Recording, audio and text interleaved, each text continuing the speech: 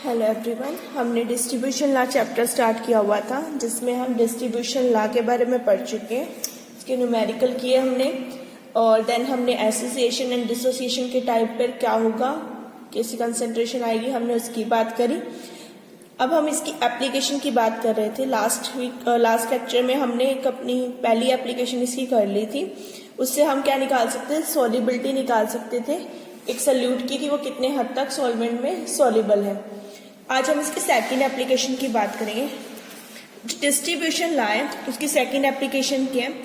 Distribution की help से हम एसोसिएशन या डिसोसिएशन निकाल सकते हैं। ये चीज हमने पहले भी की है, एसोसिएशन डिसोसिएशन, तो वहीं से बिल्कुल वैसे ही हम एक्सटेंट निकाल सकते हैं। In calculation of extent of association and dissociation of solute in solvent। Solute जाके सॉल्वेंट में एसोसिएट होगा या डिसोसिएट, और कितने हद तक होगा हम इसकी वैल्यू को यहाँ से क्या कर सकते हैं, फाइंड आउट कर सकते हैं। ठीक है, जैसे मान लो एसोसिएट होता है तो क्या बना देगा, एक्सन, ये हमने पहले भी किया। ठीक है, और अगर डिसोसिएट होता है तो वो क्या बना देगा, Y positive plus Z negative, कुछ भी बना सकता है। तो एसोसिएट भी हो सकता है, जुड़ भी सकता है, डाइमर ट्राइमर कुछ भी बना सकता है। और डिसोसिएट यानी कि ब्रेक डाउन भी हो सकता है, जैसे HCl है वो ब्रेक डाउन हो गया, बेंजोइक एसिड में जाकर उसने डाइमर बना दिया, इस तरह से। ठीक है, तो एसोसिएट होगा या डिसोसिएट, ये पीछे हमने फॉर्मूला निकाला है, जो पीछे हमने डेरिवेशन किया था बड़ा सा। तो हमारे पास ये चीज आई थी, where C1 and C2 are the concentration। अभी तक हम क्या कर रहे थे, डिस्ट्रीब्यूशन लॉ में ratio C1 by C2 is equal to K, ये क्या थी, कांस्टेंट। तो जब एसोसिएशन या डिसोसिएशन होगी तो यहाँ रूट आ गया, यानी C2 में जाकर, जिसमें जाकर भी वो एसोसिएट या डिसोसिएट होगा, हमने यहाँ पर वो वैल्यू लेनी। ठीक है, तो ये यहाँ पर सेकेंड सॉल्वेंट में जाकर एसोसिएट या डिसोसिएट हुआ तो हमारे पास ये फॉर्मूला आ गया। ठीक है, हमने इसका ले लिया nth रूट। ठीक है, एन बताएगा हमें कि कितने हद तक डिसोसिएट हुआ। अगर डाइमर है, दो मॉलिक्यूल्स जुड़े तो 2, एन की वैल्यू 3 भी हो सकती है अगर ट्राइमर हो। ठीक है, तो हमें क्या निकालना है, एन की वैल्यू को फाइंड आउट करना है। तो हमें पता लग जाएगा कि उसमें कितने हद तक एसोसिएशन या डिसोसिएशन हुई है। ठीक है, अभी जो एन की वैल्यू निकालना है, टू फाइंड एन हमारे पास अलग अलग फॉर्मूले हैं। First is hit and trial method. Hit and trial method, अभी हिट एंड ट्रायल मेथड क्या है। ठीक है, हिट एंड ट्रायल मतलब आप एक एक वैल्यू पुट कर रखे देखो, एन को कभी 1 कभी 1 तो आ नहीं सकता ना, सिंगल मॉलिक्यूल 2 से शुरू होएगा, डाइमर या ट्राइमर 4, कुछ भी पुट करके देखो। ठीक है, जो भी वैल्यू कांस्टेंट आ गई, जिस पे भी के कांस्टेंट आएगा वो आपकी एन की वैल्यू हो जाएगी। तो आपने हिट एंड ट्रायल करना है, कभी 2 डाल के देखा, कभी 3 डाल के देखा, कभी 4 डाल के देखा, जिस पे भी वैल्यू कांस्टेंट आई वो आपका आंसर हो जाएगा। Clear. Second is logarithm method.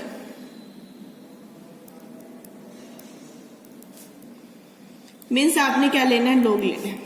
ठीक है, तो मेरे पास फॉर्मूला क्या है, C1 upon n root C2 is equal to K। अगर मैं लॉग ले लू दोनों साइड पर, ठीक है, तो मेरी ये क्या है, 1th पावर। इस चीज को मैं ऐसे लिख सकती हूँ, रूट का मतलब कहता है 1/2 पावर, ये nth रूट है तो इसकी पावर कितनी है, 1/n। ये चीज है मेरे पास। लॉग ले लो, take log on both side.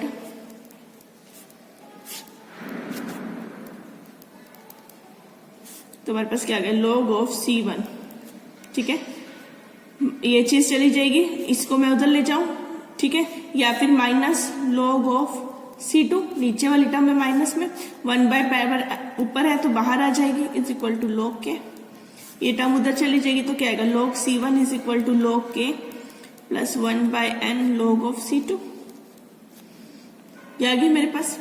ठीक है, सपोज करो मेरे पास 2 सेट है, जैसे आपको वो पीछे हमने न्यूमेरिकल किया, वहां पे 2 सेट की वैल्यूज गिवन होती है ना।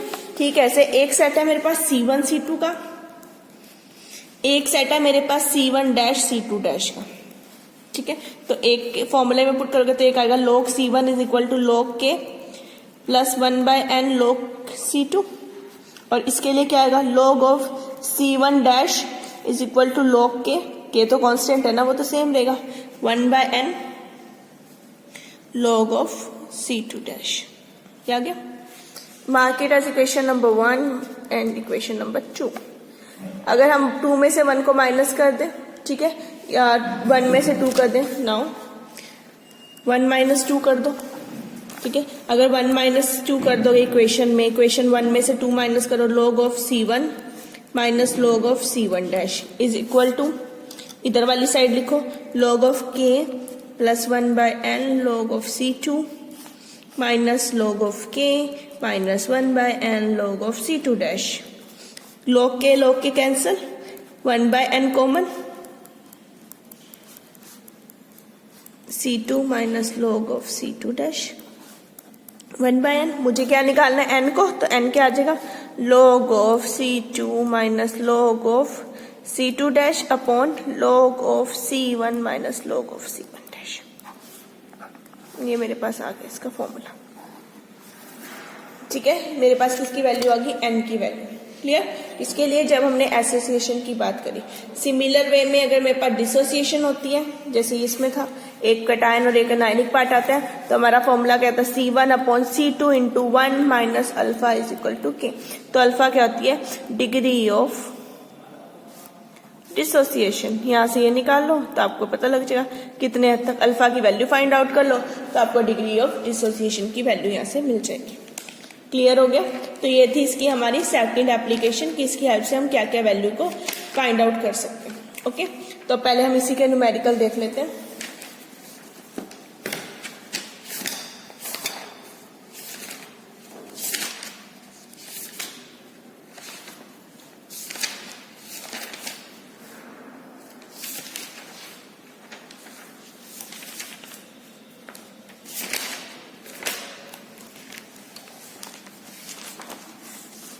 देखो हमारा फर्स्ट न्यूमेरिकल क्या है? In the distribution of solute between C1 and C2 the following results were obtained which C1 and C2 has to be expected in the same values, same units. आपको C1 C2 की value, which information do you get regarding the molecular state? आपने molecular state बतानी है इसकी chloroform में, means n की value को आपने क्या करना है? फाइंड आउट करना।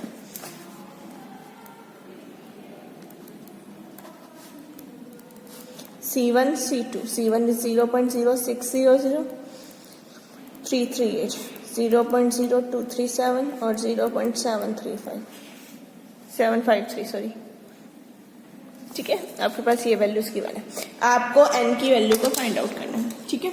तो हम k की वैल्यू को फाइंड आउट करते हैं कि जो हमारा फॉर्मूला है ना वो क्या है? k is equal to under C1 upon C2 nth root, ठीक है। आप n की वैल्यू को ले लो, कभी 1 ले लो, कभी 2 ले लो, कभी 3 ले लो, इस तरह से आपने वैल्यू लेनी है। यानी मैं ऐसे कह रही हूँ C1 यानी C2 की पावर 1/n, ठीक है। हिट एंड ट्रायल करते हैं, n को 2 ले लो सबसे पहले, मिनिमम n को 2 लो, पहले वाले केस के लिए लो। फॉर ए यानी ये केस 1, तो n को अगर 2 ले लिया तो k क्या आया? C1 upon C2। C2 कितना इस टाइम पर? ये वाला 0.338, इसका क्या लिया? रूट लिया, n की पावर को 1/2 लिया। अब इसे सोल्व कर लो, जब आप इसे सोल्व करोगे तो आंसर आएगा 0.027। और फॉर बी k की वैल्यू ले लो, मैंने कितनी ली है k की वैल्यू? अब a है ये ना, C1 upon C2 raise to power 1/2 यानी रूट, n को मैंने 2 लिया, ठीक है। For n is equal to 2, ये वैल्यू भी 0.027, अप्रोक्सीमेटली सेम आ गई, दोनों वैल्यू सेम है मेरी, that means k come out to be, k क्या आ गया? कांस्टेंट। तो n कितना होगा? 2। अगर यहाँ कांस्टेंट नहीं आया होता तो आप n को 3 के लिए सॉल्व करते, ठीक है। फिर 3 के लिए सॉल्व करते, 3 पे भी नहीं कांस्टेंट आता, फिर 4 के लिए सॉल्व करते, 4 पे नहीं आता, 5 के लिए करते, हिट एंड ट्राई। नहीं तो ये लॉग वाला मेथड यूज कर सकते थे, ठीक है। तो n की वैल्यू कितनी आ गई? मेरे पास 2 आ गए। n की वैल्यू 2 आने के बाद यानी कि यहाँ पे कितने मॉलिक्यूल्स हो गए? डबल मॉलिक्यूल्स, ठीक है। ये देखो यहाँ पे कितने आ गए? Double molecules. Clear?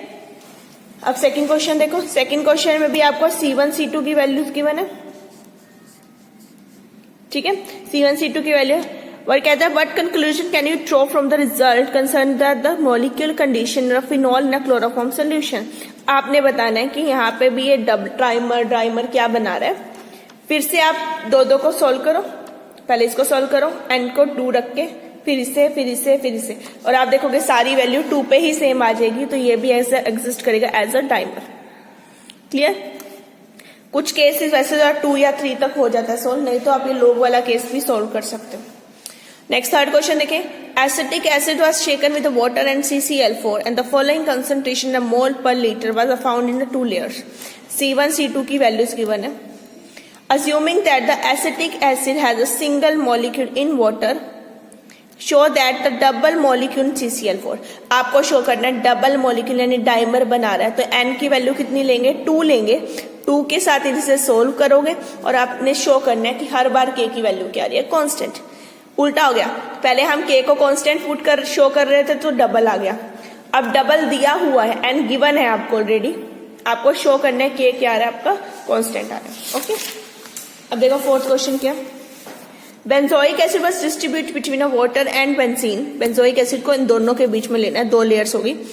Calculate the molecular weight of benzoic acid in benzene from the following data and concentration of acid is this gram per 100 ml in aqueous and benzene layer. आपको ये चीज आपको गिवन है, ठीक है।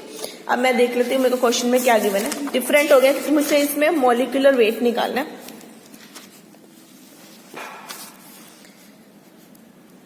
C1 C2 C1 is 0.3 1.0।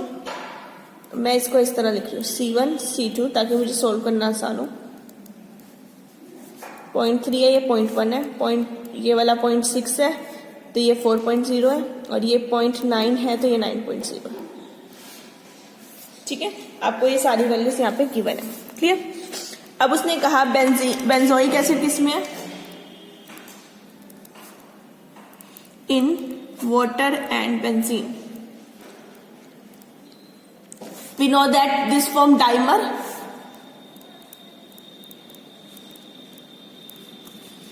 We know that this form dimer, यानी benzoic acid में क्या फॉर्म करता है? डाइमर। डाइमर यानी n की वैल्यू कितनी होगी? 2। अब मेरा फॉर्मूला कहता है K is equal to C1/C2 raise to power 1/n। तो n की वैल्यू कितनी है? 2। तो n की वैल्यू 2 के लिए K निकाल दो सबके लिए। फॉर्मूला आ जाएगा C1/C2 रेज़ टू पावर 1/2। तो पहले के लिए सोल्व करते हैं। K1 C1 इज 0.3 अपॉन √1, √1 तो 1 ही है तो 0.3 आ जाएगा। ठीक है, अब इसके लिए सोल्व करो। K2 0.6 अपॉन √4, √4 यानी 2, तो 0.6 अपॉन 2 यानी कि 0.3। अब इसके लिए सॉल्व करेंगे K3 तो 0.9 अपॉन √9, √9 यानी 3, तो यह देखो फिर 0.3। तो K की वैल्यू कांस्टेंट आ गई, यानी it exist as dimer. Show कर दिया हमने। हमें ये चीज पता थी ये डाइमर है, हमने n को शुरू किया। अगर सपोज करो डायमंड ना होता ट्राइमर होता तो आपने यहाँ तो n को 3 लेके सोल्व करते, फिर n को 4 लेके सोल्व करते, जहां पर कांस्टेंट आ गया दैट मीन्स ये फाइनल हो गया। मैंने प्रूव कर लिया कि n की वैल्यू तो 2 ही है। ठीक है, अब n की वैल्यू 2 है तो अब मुझे क्या निकालना है? यहाँ से मॉलिक्यूलर वेट की वैल्यू को फाइंड आउट करना है। ठीक है, अब डाइमर क्या होता है? बेंजोइक एसिड ले लो, उसको in the form of dimer लेना है आपको। ये बेंजोइक एसिड है, ये अकेला मॉलिक्यूल है। डाइमर हो गया तो इसके 2 मॉलिक्यूल हो जाएंगे, एज अ डाइमर एग्जिस्ट करेगा ये। ठीक है, तो अब इसका हम वैल्यू को निकाल लेते हैं। तो कार्बन देखो 1 2 3 4 5 6 7, तो 7 कार्बन है इसमें। हाइड्रोजन कितने हैं? 1 2 3 4 5 6 हाइड्रोजन है। ऑक्सीजन कितनी है इसके अंदर? 2। मेरे पास ये क्या है? ये बेंजोइक एसिड। अभी डाइमर नहीं निकाला, सिर्फ बेंजोइक एसिड। तो मॉलिक्यूलर वेट कितना हो गया बेंजोइक एसिड का? 12 कार्बन का 7 से मल्टीप्लाई, 1 हाइड्रोजन का 6 से मल्टीप्लाई, 16 ऑक्सीजन का 2 से मल्टीप्लाई, तो 83 6 और 32, 90 और 90 और 30 120 122। तो आपके पास ये वैल्यू कितनी आ गई? 122। ठीक है, ये तो किसकी है? मॉलिक्यूलर वेट बेंजोइक एसिड का। उसने पूछा है कि मॉलिक्यूलर वेट किस में निकालो, इन बेंजीन। तो इन benzene layer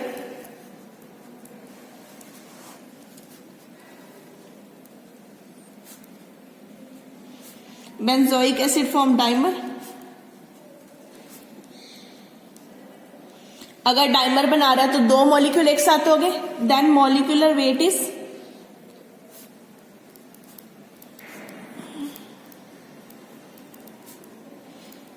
in benzene layer. कितना हो गया डाइमर, यानी 2 इंटू 1 से डबल हो गया ना, डबल का वेट ले लो, यानी कि 244। ठीक है, और ये किस में है, एक्वस लेयर में, क्योंकि वहां पे तो डाइमर नहीं बनाएगा, बेंजीन लेयर में डाइमर बनाएगा, तो इसमें इसका वेट कितना हो गया 244। ठीक है, तो उन्होंने हमें कैलकुलेट करने को कहा था, आंसर आ गया हमारा कितना 244। तो हमने यहाँ से उसके वेट को फाइंड आउट कर लिया। क्लियर, तो यहाँ से हमने क्या निकाल लिया, एसोसिएशन या डिसोसिएशन कितने हद तक होती है, हम उस वैल्यू को यहाँ से क्या कर सकते हैं, फाइंड आउट कर सकते हैं। तो ये आ गई मेरे पास इसकी दूसरी एप्लीकेशन, जिससे हम इसके एसोसिएशन या डिसोसिएशन के एक्सटेंट को फाइंड आउट कर सकते हैं, और इसका न्यूमेरिकल। अब बात करते हैं अपनी थर्ड एप्लीकेशन की। ये थर्ड एप्लीकेशन है मेरी। ठीक है, तो थर्ड एप्लीकेशन की बात करें तो इसकी हेल्प से, मतलब डिस्ट्रीब्यूशन की हेल्प से हम प्रिडिक्ट कर सकते हैं डिस्ट्रीब्यूशन इंडिकेटर को, इन prediction of distribution indicator.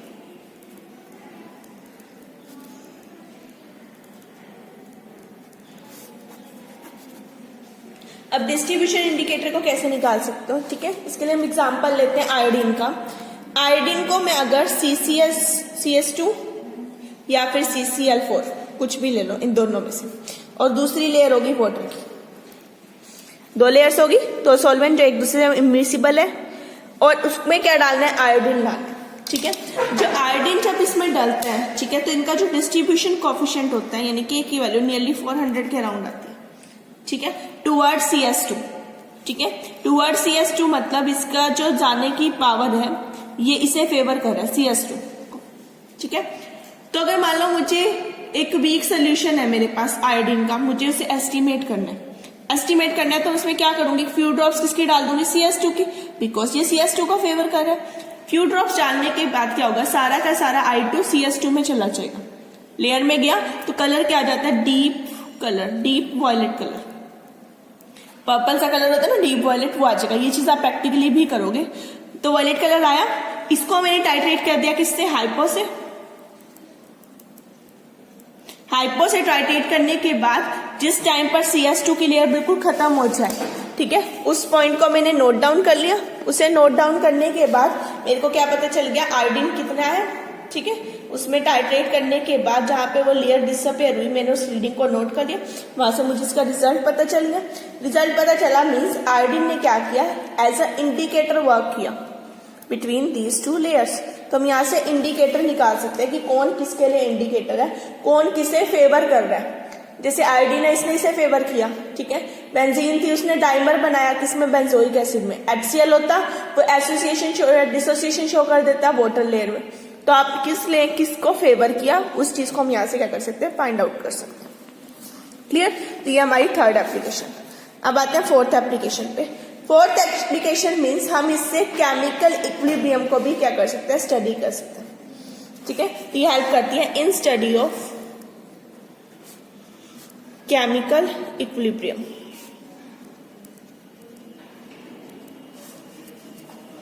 Formation of complexes.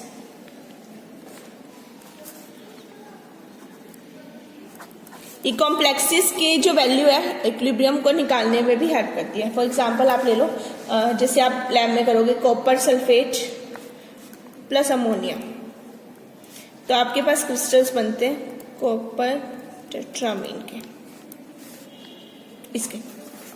ठीक है, तो ये एक प्रोसेस आ गया हमारे पास। क्लियर, एक आप ले सकते हैं Ki plus I2 changes into Ki3, ये भी एक प्रोसेस है।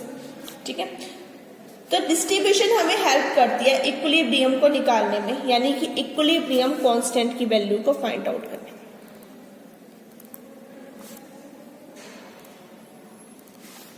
ठीक है, यानी इनके बीच में इक्विलिब्रियम सेट हो रहे हैं, हम उसे क्या कर सकते हैं, फाइंड आउट कर सकते हैं। अब फाइंड आउट कैसे करना है, अब इसके लिए कोई भी एग्जाम्पल ले लो। सपोज करो हम इसका एग्जाम्पल ले लें KI का, आप कोई भी एक एग्जाम्पल इसके लिए ले सकते हैं, ठीक है।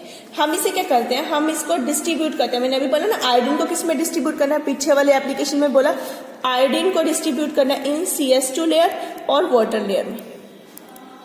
तो 2 लेयर्स होगी, तो मैं 2 लेयर्स बना लेती हूँ जैसे हम अब तक करते हैं डिस्ट्रीब्यूशन में। एक हो गई मेरी एक्वस लेयर और एक मेरी होगी CS2 की लेयर, ठीक है। अब मुझे क्या करना है, I2 को डिस्ट्रीब्यूट करना है। मैंने आयोडीन डाला, दोनों में अपने आप को उसने क्या कर लिया, डिस्ट्रीब्यूट कर लिया, ठीक है। इसमें अगर मैं KI डालती हूँ तो यहाँ पर ये बना देगा कॉम्प्लेक्स। कौन सा कॉम्प्लेक्स, KI3, जैसे इसने बनाना है, यानी कि एक्वस लेयर में इसने क्या करना है, कॉम्प्लेक्स बना देना, ठीक है। तो आपने करना क्या, आयोडीन का सोल्यूशन लेना है, उसको शेक करना है CS2 और वाटर के साथ। तो आप देखोगे आयोडीन अपने आप को डिस्ट्रीब्यूट कर लेगा इन दोनों के बीच में। फिर आप इसमें थोड़ा सा KI का सोल्यूशन डालोगे, तो KI का सोल्यूशन डालने पे क्या हुआ, एक्वस लेयर में तो KI3 बन गया और CS2 लेयर में I2 ही रह गया, ठीक है। तो अब हमें यहाँ पे इनका, ये तो हमें पता है ना, ये तो डिस्ट्रीब्यूशन हो गया, ये क्या है, एक इक्विलिब्रियम है, हमें इस इक्विलिब्रियम को सोल्व करना है। तो अब इस देखते हैं कि इस इक्विलिब्रियम को हम कैसे सोल्व कर सकते हैं। सपोज करो जो मैंने आयोडीन है स्टार्टिंग में उसको मैंने A ले लिया, ठीक है। Let initial concentration of I2 in CS2, इसमें तो सेम रहा ना, that is A moles per litre, उसको मैंने A मोल पर लीटर ले लिया, ठीक है। तो ऐसे मैंने B भी तो खुद डाला ना, तो उसकी भी कुछ इनिशियल कंसंट्रेशन होगी। Let initial concentration of KI in KI solution, वो तो मैंने दोनों में ही डाला था, that is B moles per litre, ठीक है। स्टार्टिंग में जो A डाला, अब A से तो कुछ हिस्सा तो A का इसमें चला गया ना, कुछ इसमें बचेगा, तो लेफ्ट कितना रह गया, concentration of I2 left in CS2 after distribution. Distribution होने के बाद कितना बचा, that is C moles per litre. तो मैंने ABC 3 टर्म्स ले ली, ठीक है। अब डिस्ट्रीब्यूशन हुआ है तो कुछ ना कुछ डिस्ट्रीब्यूशन कोएफिशिएंट भी होगा, let K is distribution coefficient.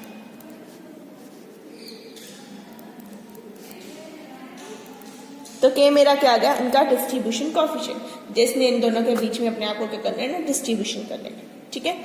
अब टोटल कंसंट्रेशन कितनी है I की, अगर मैं इस टाइम पे टोटल कंसंट्रेशन देखूं I2 की, वो किसके बराबर है, फ्री स्टेट में भी पड़ा है और कंबाइंड स्टेट में भी पड़ा है, तो यानी which is equal to free plus combined, दोनों के बराबर होगी ना। फ्री कितना बचा है, कंबाइंड कितना बचा, फ्री कितना है हमारे पास और कंबाइंड कितना है। अब टोटल मेरे पास A था, A में से C यहां पर लग गया, तो बचा कितना, ठीक है। तो वो हमारे पास आ गया A माइनस C। ये किस में निकाल रहे हैं हम, एक्वस लेयर में। टोटल मैंने A लिया अभी तक, A में से जो है C यहां पर चला गया, लेफ्ट यहां पे ना, तो ये बच्चा कितना एक्वस लेयर में A माइनस C, तो एक्वस लेयर में कितना आ गया, A माइनस C, क्लियर। अब अकॉर्डिंग टू डिस्ट्रीब्यूशन लॉ वो कहता है कंसंट्रेशन इन एक लेयर, ठीक है, कंसंट्रेशन ऑफ किसकी, I2 की in aqueous layer to the concentration of I2 in कौन सी लेयर आ गई, नीचे वाली लेयर कौन सी है, CS2 लेयर। तो ये किसके बराबर आता है, K, यानी कांस्टेंट के बराबर, ठीक है। अब कंसंट्रेशन देखो, एक लेयर में हमें पता है कि C है, ठीक है। तो एक्वस लेयर में कितनी आ गई हमारे पास, दोनों की है ना, फ्री भी आ गया और कंबाइंड भी आ गया। एक मेरे पास फ्री टर्म है, एक मेरे पास क्या है, कंबाइंड टर्म।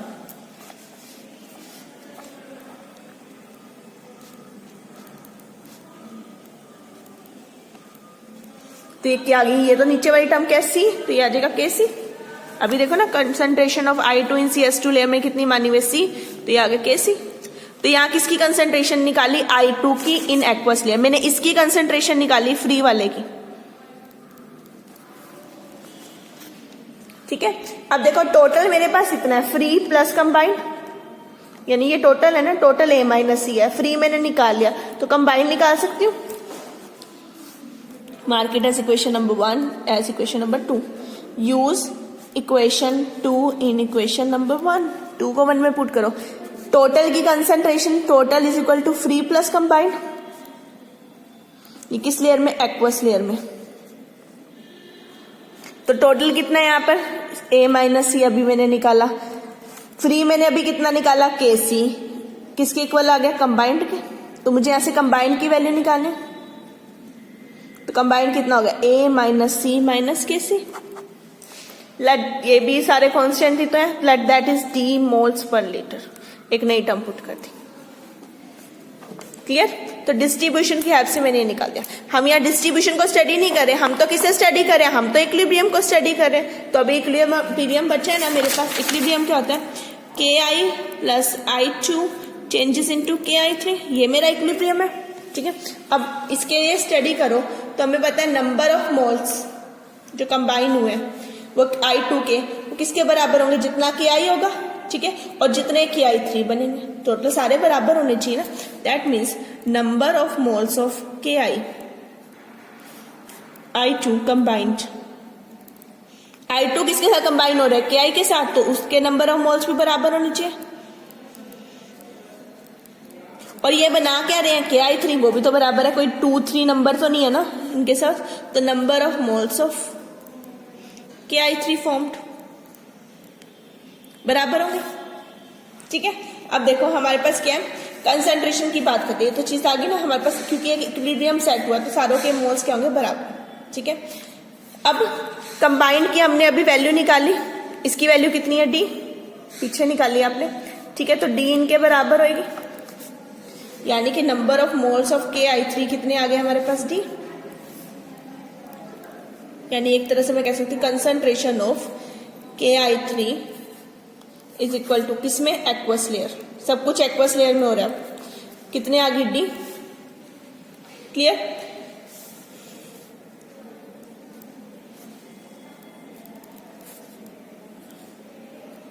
अब यहां पे एक इक्विलिब्रियम सेट हुआ। इसकी कंसंट्रेशन मैंने ली कि ये D आ गई। ये स्टार्टिंग में मैंने ले लिया था K, कितना? B। B में से जो B था टोटल, उनमें से D यूज हो गया तो लेफ्ट कितनी बची? B minus D। एक इक्विलिब्रियम सेट हो रहा है ना, तो टोटल B थी, B में से कितनी बच रही है? D। ठीक है, इसको मैंने भी पीछे निकाला। I2 कितना? KC। कंसंट्रेशन ऑफ I2 कितना है मेरे पास? फ्री स्टेट में। यहां मैं फ्री वाले की बात करूं, वो कितना है मेरा? KC। डन। अब इस इक्विलिब्रियम के लिए हमारे पास इक्विलिब्रियम कांस्टेंट क्या होता है? Concentration of product divide by concentration of reactant each raise to power their coefficient. कोई कोएफिशिएंट तो है नहीं। KI3 की कंसंट्रेशन अभी आपने निकाली, दैट इज D। ठीक है, कंसंट्रेशन ऑफ KI भी आपने अभी निकाली, D माइनस B। और कंसंट्रेशन ऑफ I2 भी आपने निकाली, दैट इज KC। तो यहां से मैंने सारी कंसंट्रेशन निकाली थी, मैंने यहाँ पर उसे क्या कर दिया? पुट कर दिया। ठीक है, तो यहां से मैं किसकी वैल्यू निकाल सकती हूँ? K dash. K डैश क्या है? Equilibrium constant. और यही चीज तो हम कर रहे थे ना कि हम किसी भी रिएक्शन का इक्विलिब्रियम यहाँ से क्या कर सकते हैं? स्टडी कर सकते हैं। मैंने KI3 का एग्जाम्पल लिया, आप चाहो तो किसी और का एग्जाम्पल ले सकते हो। जैसे कॉपर सल्फेट वाला है, उसका एग्जाम्पल ले लो। उन्हें भी ABCD ऐसे ही कंसिडर करना है और आपने इसे सोल्व करना है। क्लियर? तो हम किसी भी रिएक्शन का इक्विलिब्रियम कांस्टेंट यहाँ से क्या कर सकते हैं? फाइंड आउट कर सकते हैं। अब देखते हैं इसी का एक न्यूमेरिकल। देखो हमारा न्यूमेरिकल क्या है? The distribution coefficient of iodine between the CS2 layer and water is this. यानी K की वैल्यू गिवन है। मेरे को जो वैल्यू गिवन है मैं साथ साथ लिख रही हूँ।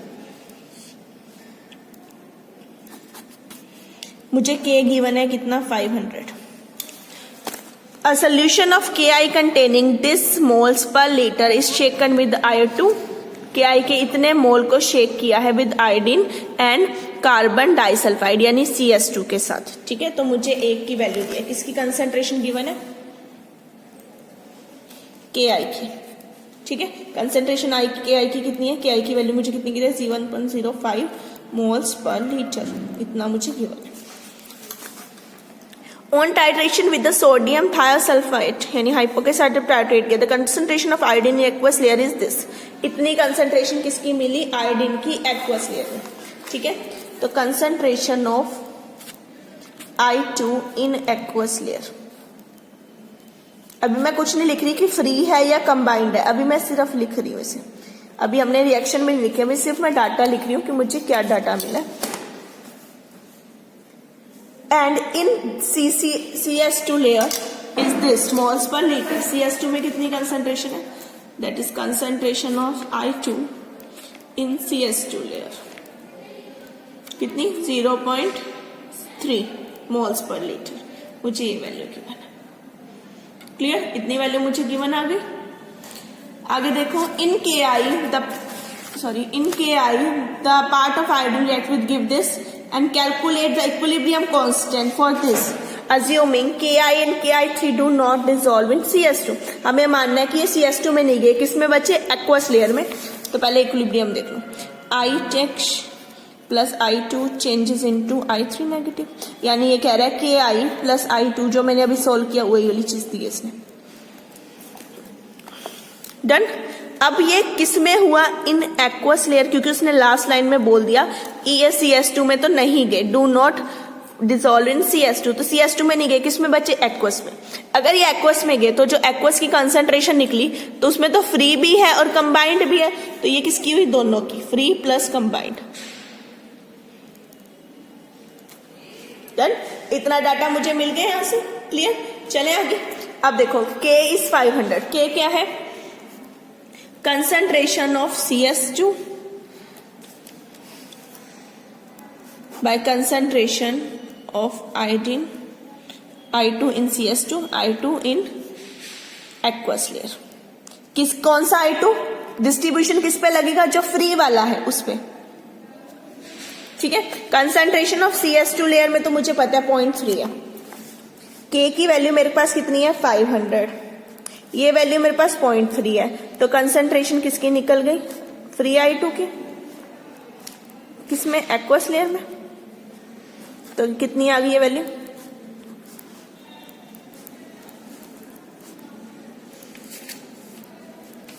$500 इंटू 0.3। हमें पता है इसने CS2 का फेवर किया, तो हमारे पास ये वैल्यू आ गई जितनी? 0.0006, जैसे मैंने पीछे निकाली। ये मेरा क्या है? KC। तो पीछे निकाला था ना KC, बिल्कुल वैसे। ठीक है। अब KC आ गया, तो कंसंट्रेशन ऑफ कंबाइंड, आप चाहे तो इसे पीछे वाले की फॉर्म में भी लिख सकते हो। ये जो चीज है ना, इसे पीछे की फॉर्म में, जैसे ये मेरा C है, ठीक है, जो ये वाली वैल्यू आई है मेरी, इसे मैंने पीछे कितना क्या ज्यूम किया था, ये मेरा A माइनस C आया एक तरह से। ठीक है, आप इस तरह भी लिख सकते हो इसको। और ये मेरा कितना है, जो मैंने B माना था, ये वो चीज है। तो कंबाइंड की कितनी आ गई? टोटल कितना था हमारे पास? 0.0206। उसमें से फ्री माइनस कर दो तो मेरे पास कितना आ जाएगा कंबाइंड? तो जब आप इसे माइनस करोगे तो 0.020 ये वैल्यू आएगी मेरी माइनस करके। ठीक है। KI की वैल्यू मुझे बतानी है अब। ठीक है, इतना तो कंबाइंड हो गया, तो लेफ्ट कितना बचा KI? लेफ्ट KI की वैल्यू कितनी हो जाएगी? B minus T। ये मेरा कितना है? T।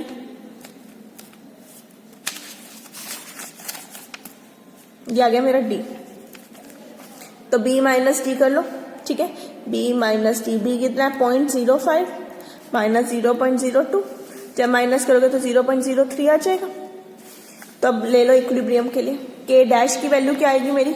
इक्विलिब्रियम लगा लो, KI3 upon KI upon I2। KI3 की वैल्यू मैंने अभी निकाली, यानी कंबाइंड फॉर्म में जितना आया मेरे पास, D upon B minus T into KC। D कितना है? 0.02 अपॉन B माइनस T कितना? 0.03। और KC कितना है मेरे पास? अभी यहां पर आया 0.006। ठीक है, 0006। जब आप इसे सॉल्व करोगे तो आपका आंसर आएगा 111.111।